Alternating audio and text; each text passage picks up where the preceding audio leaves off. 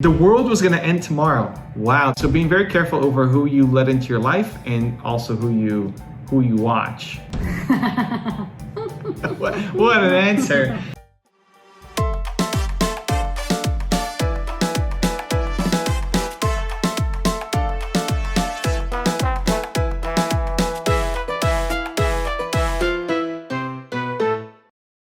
Believe Nation, it's time to learn. Ow, I hit my foot. Ah, it hurts. It's time to learn more about. Oh, Timo's here to give love. Timo's giving love. He heard my whining and he came to give love. He's a therapy dog. Time to learn more about Evan and Nina. We're going to answer 5 more questions from the writing prompts. Why is Nina wearing a hat? That's a good first question. I have a bad hair day. Bad hair day? Me too. Me too. Okay, we're going. There we go. That's how I solve my bad hair day. Okay. Okay, you ready, Nina? We ready to answer some questions? If the world was to end tomorrow, what would you do and how would you spend your last 24 hours? Wow, that's a big one. Eat a lot of food and spend it with my family. That's pretty good, actually. I would probably eat a lot of, well, maybe not too much, because then you can eat too much food and then feel gross and then you're not really enjoying. But I would probably, what would be your number one food that you would have? Soup? Soup. I would probably start the day with some good food. I don't know what I would pick. I mean, maybe McDonald's pancake. Pancakes? No, I wouldn't want to waste on McDonald's pancakes. Maybe ice cap. Spaghetti. Spaghetti? That's how you would do? Spaghetti? No, I don't use spaghetti. Pizza. Pizza? Yeah, I'd have some Butter pizza. tarts. Butter tarts for sure. The girl wants to come up and say hi. There she is. Hello. This is Tristana. She smells warm. You want to smell it? No, it's okay. Okay. Nina likes warm dog smell. I think it's gross. I spend it with the family. What would you do with family? I don't know. Is it everybody's last day? The world was gonna end tomorrow. Wow, the world's gonna end tomorrow. Not just you're gonna die tomorrow. Then I will be with my family. If I die with my family. Yeah. What would we do? You just sit around? Sit around the table and eat? Talk. And talk? Yeah. And share memories? Yeah. Huh. Or share resentment. You share resentments? Wow, I don't know about that. Okay. Well, that's okay. Yeah, it's only the world end. You have anything to satisfy, you have to talk about it, you know? Okay. Really? Okay. I don't know. Maybe more grateful. What are you grateful for instead of what do you resent? I don't think that's not how I want to go out. What do you resent? Okay, I like that. Have you ever overheard something you shouldn't have? How did it affect you? I think the only thing I remember is someone said I'm fat. Who said that? When I was a kid, I've always been fat means in China, Chinese fat, it's just medium size, not really fat. Okay, and then how did that affect you? It just, so that I always want to stay skinny. Not skinny, stay in the small size. Okay. Yeah. I think that's the only thing I remember. So I never want to get big. We love you, Nina. Yeah. The thought that's coming to mind for whatever reason is I remember walking in, so my parents had a party at their home and I was, I don't know, somewhere in the 8 to 12 range. And I walked in on somebody breastfeeding. I just felt super awkward. But you were a kid. Yeah, I was a kid. I wasn't even that, I didn't really care, but she was all like, oh no, Oh, were you like doing that? Was she like that? She was, yeah. She was more like then trying to hide. Yeah. And I mean, it makes sense. I don't know, how did it affect me? I don't know, but I still remember it 30 something years later. Next time, maybe when you walk in something, you knock the door. Close it, yeah, slowly. If you see the door closed, she was in my parents' bedroom. I mean, I guess it makes sense. You get asked to go and breastfeed and go somewhere quiet. I don't know why I was going to my parents' bedroom. I was going to the bathroom. I don't know why I picked their bathroom instead of another bathroom. Right. Anyway, that was awkward. Okay, do you believe great minds think alike? And if so, who do you always think like? I do think great minds think alike, but I don't think alike with a lot of people because I'm not like positive like you are. Sometimes I'm pretty negative, but big things I'm not negative. Small things I'm pretty negative sometimes. but think alike. I do think that people think alike. Because when I watch your video and sometimes when I watch people, the famous people when they talk, you guys have very similarities. So I do think that. But who do I think they're like? No one. No, I don't know. Someone. What an answer. I think when you want to have success in something, you can learn from the people who've had success there, and you can, if you start to think like them, you can model that thinking and then have success yourself. So inside of entrepreneurship, there's a lot of common thinking from great minds, right? If you look at the videos that I do on my channel, a lot of people will say the same thing, just in different words. So it's a lot of the same messages, whether it's Oprah or Elon Musk or whoever. There's not a lot of divergence in the advice that they're giving.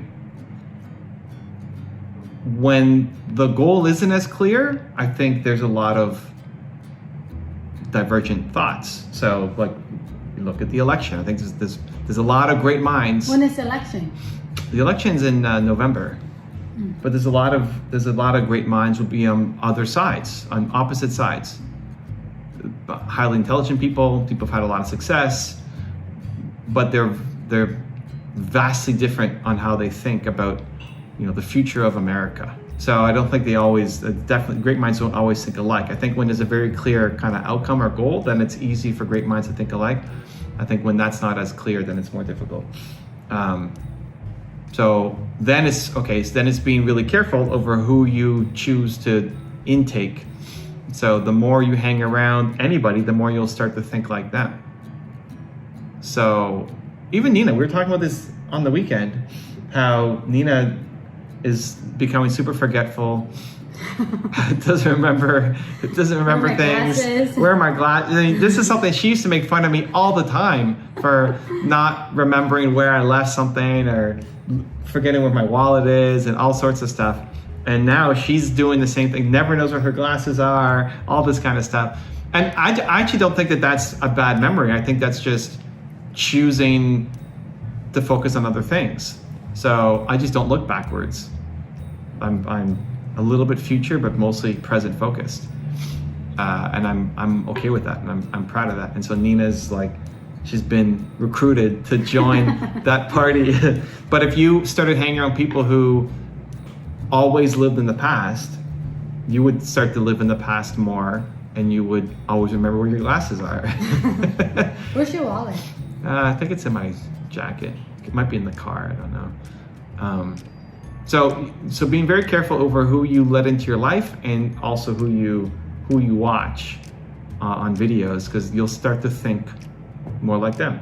Maybe I start to think more like you. That's why I've become very forgetful. Yeah. Yeah. But you've also become a lot happier. You've become a lot happier. If you think about, you've become so much happier. If you think about how you used to think, and think about how, some of the people you hung out with, how they see the world and complain, and how much that's changed over the past Surround yourself with the good people. Well, the right people. The people who think the way that you want to think. Okay, question number 4 out of 5. Let's go. How important is writing to you, and what does writing do for you? It's not important to me at all. I don't write. Yeah, it's not important to me at all either. I write. I have 4 books. And listen, I wrote them. When do I use writing?